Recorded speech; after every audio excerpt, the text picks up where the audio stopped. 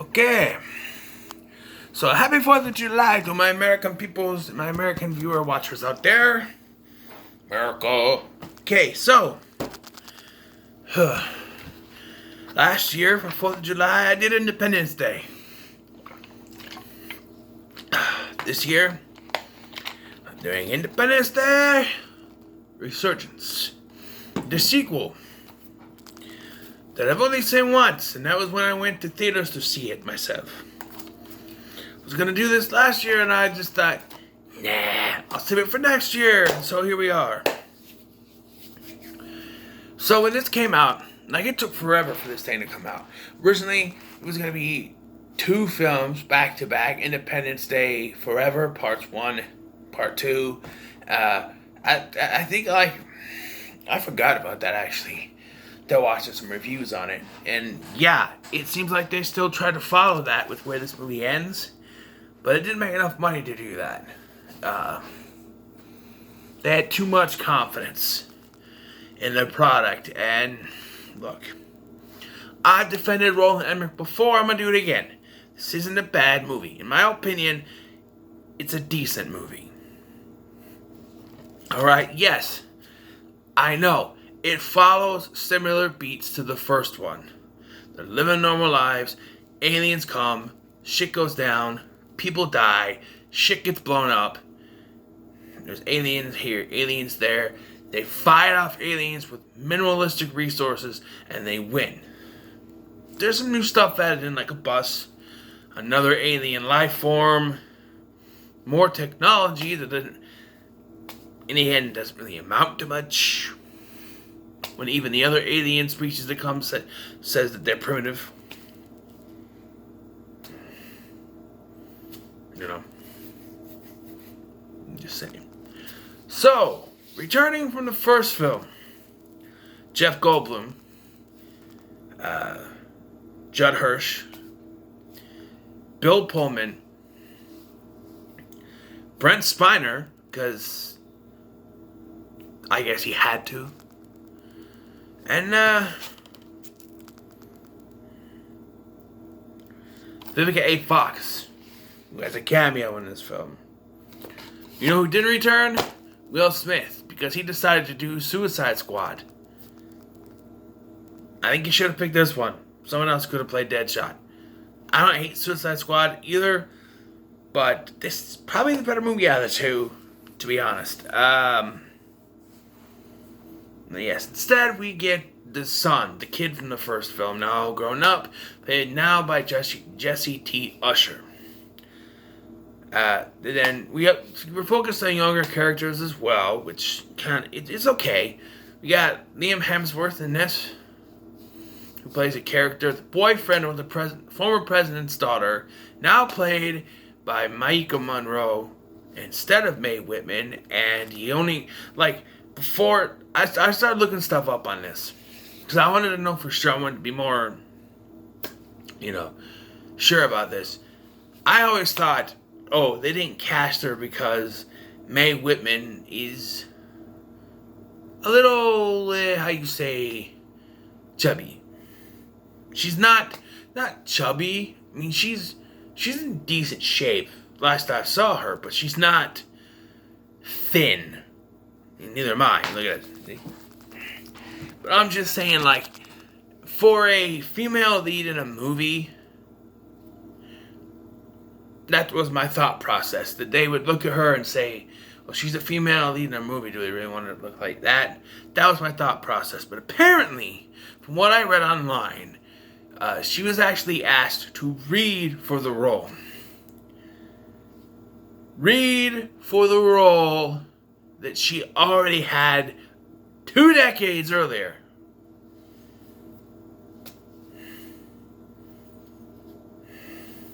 And then they went out to cast someone who was not only thinner, but younger. Mae Whitman is 33. Maika Monroe is 28. So 4 years, give or take, but 5 years. So 5 years apart, but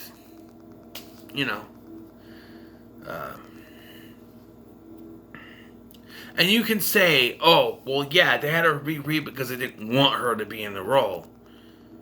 Kind of like what they did with Tim Burton. How, they didn't want him to direct. You could produce it, Tim, you don't really want to do this. You don't really do this. Kind of gaslighting him type thing. So it was kind of that kind of situation. I'm pretty sure they had her read it. Oh, if we asked her to read for the role, she's not going to do it, and we can just cast someone else. I'm pretty sure that's how it went, but, it's just my thing. There's also other characters. There's Floyd, who's played by one of the writers, and he gets way too much screen time for someone who's played by the writers. It should be just a cameo. We have the sort of best friend of Liam Hemsworth in this. He has a thing for the new Chinese recruit. He doesn't have a problem saying it. Like, hey, you want to get together and fall in love. He says that to her face. So in the end, he's like, he sees like the president's daughter and Liam Hemsworth. They start making out. He goes, "Well, you think we should do that?" And she's like, "Dinner first." And I'm like, "No, I'd run away, woman. What's wrong with you?" But yes, the story is it's been 20 years, and they lose me right at the beginning of the film. Let me tell you why. Why they lose me right away as soon as they show the way Earth looks. Alright? Because the first film, as weird and cheesy and wacky as it was, seemed like, with the way the Earth was, it looked like it did in 1996. It was very grounded. Like it could actually happen. I can believe that the world of 1996, in the world of 1996 I should say, something like that could happen. However, we are now presented with a futuristic looking 2016 with a base on the moon, tracking inner like outer space travel and stuff. Better technology, even flying ships on Earth. Everything is like way more superior. I do not believe that they would not see this coming, and yet they don't see it coming.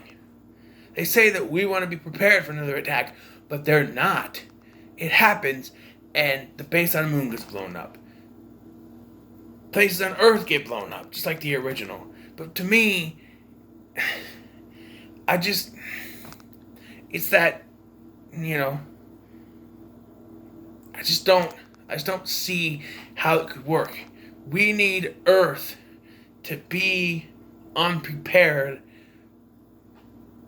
But you've spent the first 20 minutes of this movie showing how prepared these people are for another attack, only for it not to matter whatsoever when the aliens do attack, because as the tagline says, we had 20 years to prepare. So did they. So what's the fucking point? What is the point of us preparing if they're also going to prepare? It's like, I got a gun. So does he. Huh? Basically that. Like, we are ready. And then, the first thing they do is they shoot this one alien orb thing. And it's a good alien. And he was going to protect them. Coming to take as many people as they could off Earth and move them. Because it believes the Earth is primitive. So, yeah, again, with all this technology they've taken from the alien spaceships that landed and stuff, all this technology, and an alien race still thinks they're primitive. How does that work? And we only get one line at the end of the film. It's like, well, how primitive are we now? I don't know. You got off with the same luck you did in the first one, right?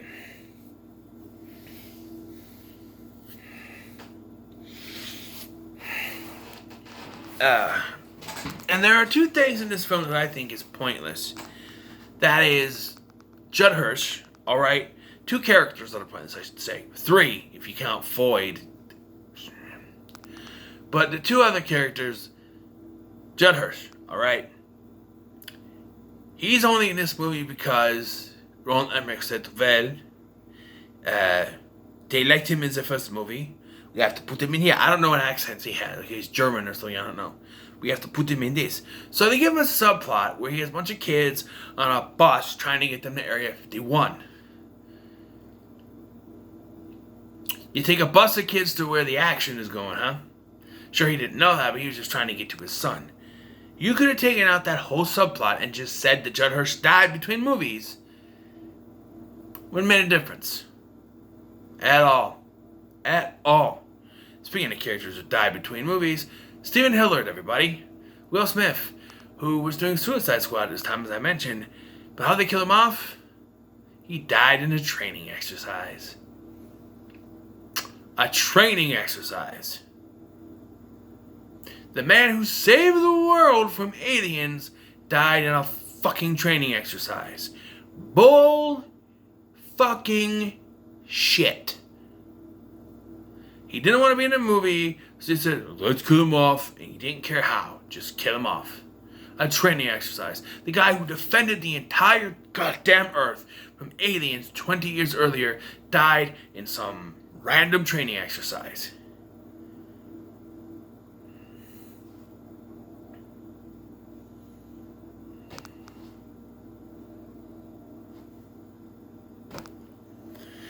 The other character that is unnecessary is Brent Spiner. Look, it's good to have him back, but he's not really necessary. And they made him gay. Nothing against that, but like there's this other doctor caring for him, and he wakes up, they call each other babe. At the end, when the other doctor dies, towards the end of the movie, he calls him baby again. I'm just like, and they're even holding hands when the alien attacks. I'm like, are they supposed to be gay? It's very subtle, if they are. Because it's just little things here and there. They're not, like, making out or anything, like most movies would have them do nowadays. But, like, they're just, like, holding hands. A couple exchanges of baby or babe. But then again, why was he in a coma for 20 years? That's some soap opera shit right there. You know? I mean, come on. Why? You don't need him to be in this film, right? And they have a scene where the aliens take over the former president, Bill Pullman, and control him, and he survives. That's only in there because, one, they did it in the original, and two, to show, someone can survive that. So, yeah, him being in coma for 20 years, but the president doesn't go into a coma. He's just still alive afterwards. There's another subplot with an African mercenary who apparently had problems after the events of the... I don't know why you had to have it in there at all. I mean, he's a good character to fight against the aliens, but it really... I just don't get it, okay? If you're going to add new characters, make them important to the plot. If you're going to bring back characters from the first film, make them important to the plot. 4 characters in this film you could have taken out, and there would have been nothing changed at all. Other than they wouldn't have gone to Africa or wherever it was to talk to the guy. They would have just, other stuff. And when 4 characters in your film aren't really necessary, yes, the African American guy does some stuff. Sure, but you could just have another character do that, a character more important. You know?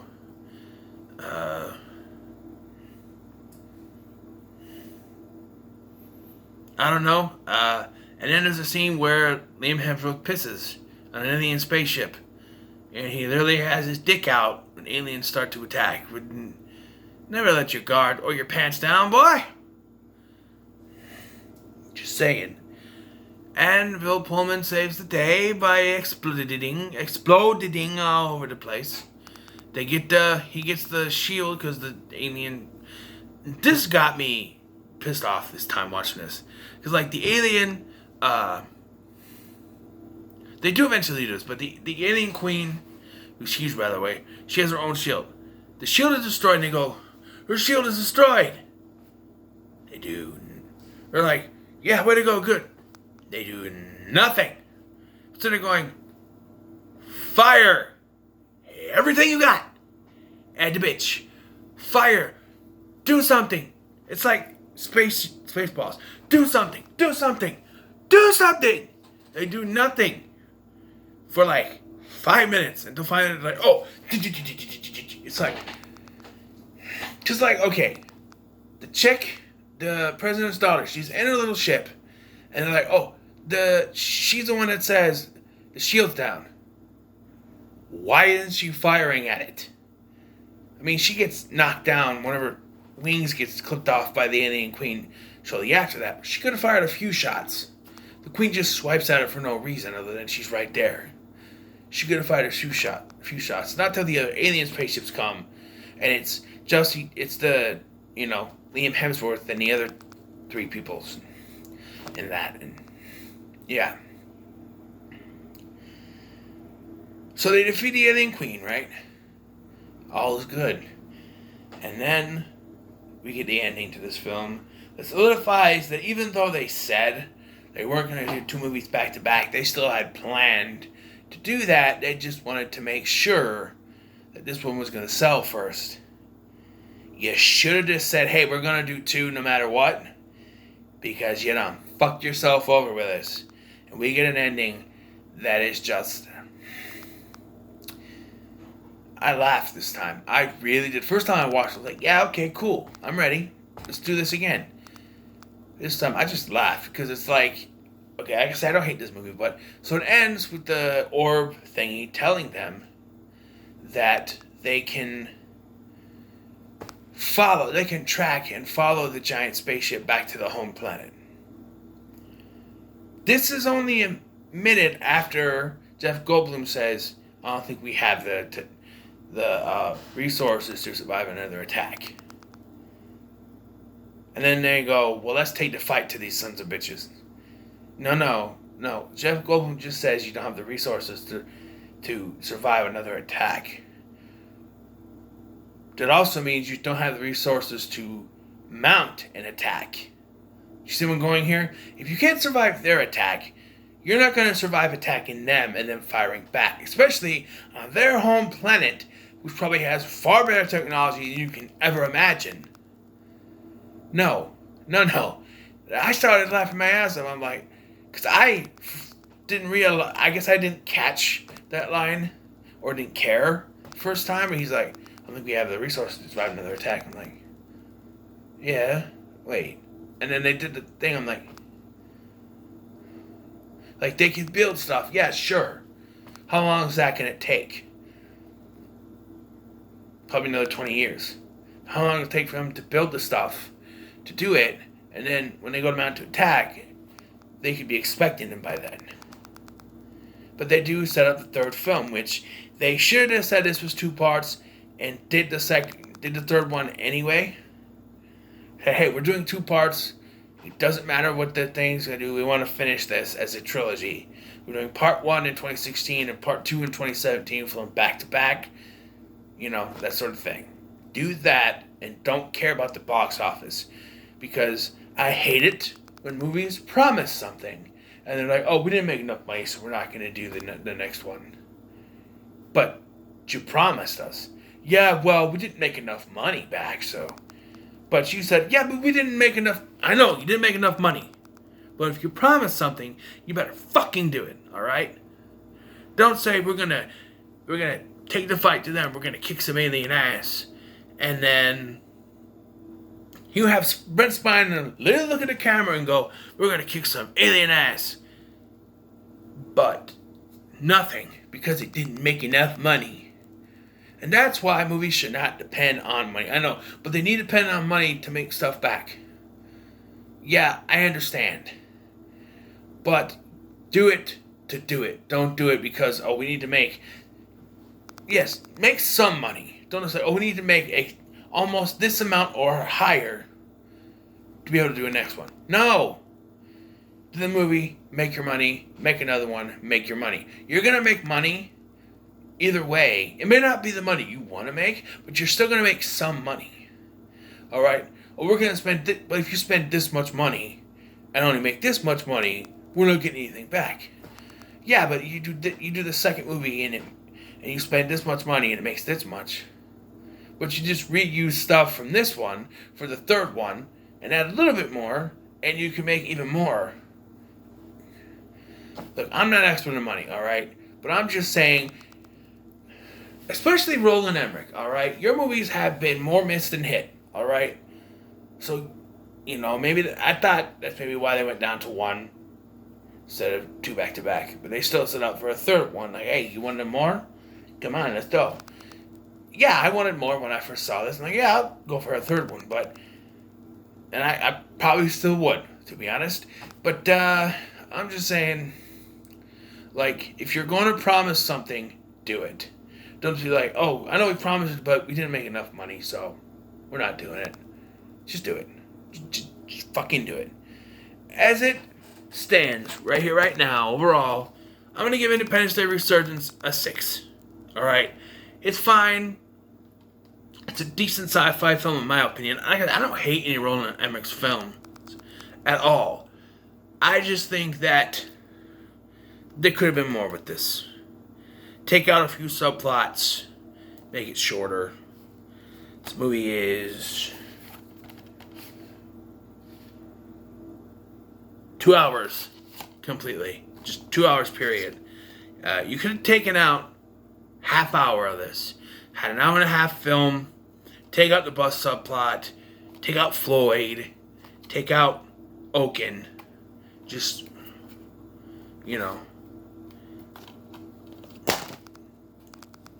condense it. You know what I mean? But as it stands, 6 out of 10. Not bad. Decent range. So what are your thoughts on Independence Day Resurgence? Make sure to like, share, and subscribe. Thank you for watching. I've been Scotty. And for you Americans out there, happy 4th of July.